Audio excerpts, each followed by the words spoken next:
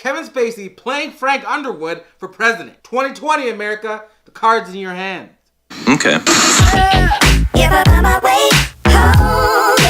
Alright guys, welcome back to another episode of RobTheFiasco Review. I've been gone for a while, so welcome back. If this is your first time to my channel, make sure to smash that subscribe button down below because you don't want to miss out on my content. Today we're talking about House of Cards. House of Cards Season 5. I'm just gonna jump into it because I have a lot to say. House of Cards starts out, boom, you're already in it. They don't play games. The show is it's shot so beautifully. Every shot's there for a reason. I love how they zoom in. I love how they zoom out. It just makes you focus on what they're saying. Not that the dialogue's not already crazy, because the dialogue is fantastic, but the camera choices, they just accentuate what's already an amazing TV show. Not since The Newsroom have I felt this excited about a seemingly mundane topic. They're talking about passing bills and Senate reform and American healthcare, and I'm here sitting on the edge of my seat wondering what's gonna happen next. I don't know how they do that. The cast is the reason why. The three heavy hitters are back. We have my girl Wright, Claire Underwood. Cold, she is calculating, but then every once in a while, she breaks that, a little bit of her shell just cracks open a bit and you see a smooth side of her,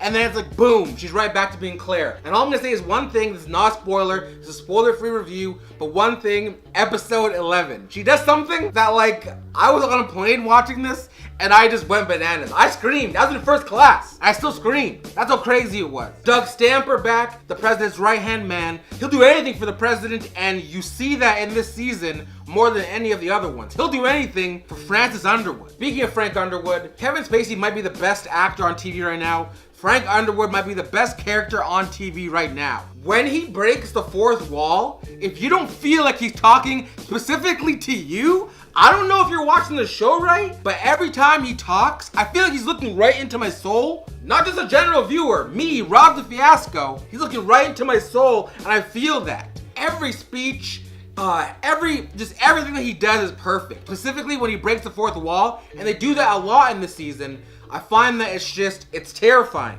It adds to the show, but it's terrifying. I really love who they brought in, specifically one gentleman and one lady. I'm not gonna tell you who because I don't want to spoil anything for you, but they brought in some heavy hitters. The president and the first lady have a lot to worry about this season. There's a few people who they brought in who are real foes to these two. They're very smart, they're very conniving, awesome at playing the game of politics, and you realize that from step one. And then as the show progresses, it gets more and more in detail, and you're like, damn, these are two people who these guys have to watch out for. Twists and turns. This show, House of Cards, specifically season 5, every twist and turn seems like it's just masterfully executed. I was never like, oh, that's too much. The story arcs in this season are so powerful, they're so relevant. I love this show. One of the many reasons I love it is because it doesn't always have the main character. Frank is not always on top. Often my favorite parts of this show are when Frank is trying to attain something and he has to work hard to get there. It's not just easy. Frank doesn't have an easy road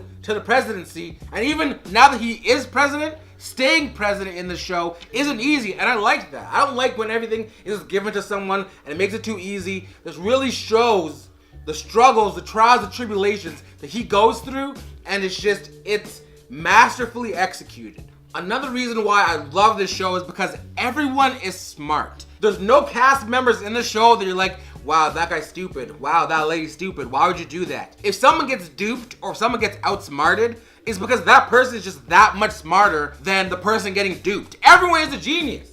I might not say genius, but everybody is competent. Everybody knows their job. It's just usually Frank and Claire, or even some of their subordinates, are just smarter than who they're talking to. It's always an intellectual battle, and those are the best to see. I love when it's two smart people or two very intelligent people going head to head, because that makes for the best television. You love the story of Frank Underwood going from whip to president, and imagine how the show would be, and imagine how different it would be if that was easy just given to him. No!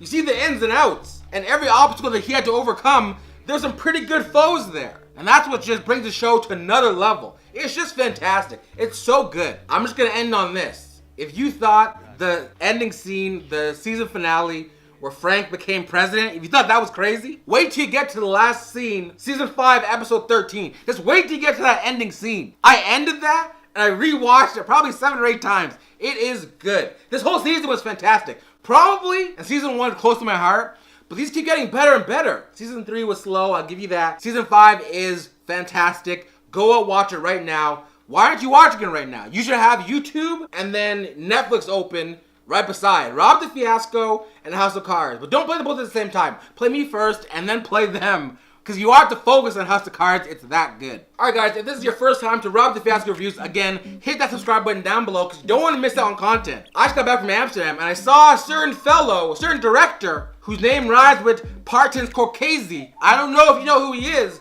but I have a vlog coming out this weekend, so subscribe down below to see that footage, because they're only going to be seen on this channel. Comment down below, did you love this season? Which is your favorite season? Who's your favorite character? Comment down below because I love it. My social media is also linked down below. I have a giveaway going on at the top of the description if you want to join that. So make sure you just click the links, guys. Click the links. And remember, there is no spoon.